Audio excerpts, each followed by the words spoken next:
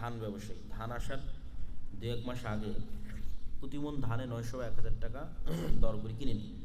পরে ধানের দাম কমতে বা বাড়তে পারে, এভাবে ধান কেনা কি জায়েজ? মানুষকে কষ্ট না দিয়ে বাজারে ইচ্ছাকৃত পণ্যের দাম বাড়ানোর টেন্ডেন্সি না করে স্বাভাবিক স্টক, কোনো সমস্যা নেই। স্বাভাবিক ব্যবসার খাতিরে যে স্টক, এটাতে কোনো সমস্যা নেই। সিন্ডিকেট তৈরি করা এক প্রকার, সরকারকে বাধ্য করা, জিনিসপাতির দাম বাড়াতে বাধ্য করা, ওগুলো হারাম। ওইটা বলতে হলো যে আমি ধান এখনো আসে নাই, আমি টাকা দিছি। হ্যাঁ, এটাও যাবে, এটাও কোনো সমস্যা নেই। পরিমাণ যদি নির্ধারিত থাকে, চুক্তি যদি মিটে থাকে, তাহলে অগ্রিম টাকার লেনদেনে কোনো সমস্যা নেই। মসজিদের কাতারের মাঝখানে পিলার বা খুঁটি রাখা যাবে কি?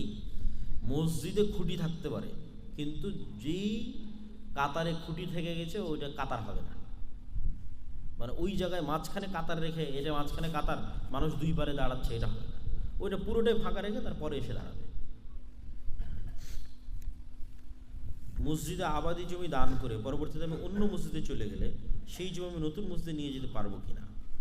আপনি যেই মসজিদের জন্য জমি দান করেছেন, সেই মসজিদের যারা দায়িত্বশীল এবং কর্তৃপক্ষ আছে, তারা যদি আপনার এই জমিটার প্রয়োজন বোধ করে, তাহলে আপনি আপনার ইচ্ছায় সেটিকে আবার পরিবর্তন করে আর এক মসজিদের জন্য নিয়ে যাবেন, এটা ঠিক হবে না। আর যদি ওই মসজিদ কর্তৃপক্ষের কোনো আপত্তি না থাকে, সেক্ষেত্রে আপনি নিয়ে যেতে পারেন।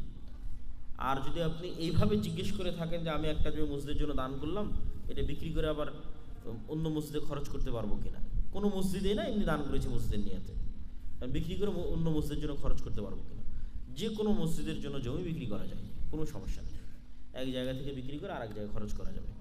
আমরা বৈঠক শেষে দোয়া পড়ি, সুবহানাকা আল্লাহুম্মা ওয়া বিহামদিকা আশহাদু আল্লা ইলাহা ইল্লা আনতা আস্তাগফিরুকা ওয়া আতুবু ইলাইক। আসসালামু আলাইকুম ওয়া রাহমাতুল্লাহি ওয়া বারাকাতুহু।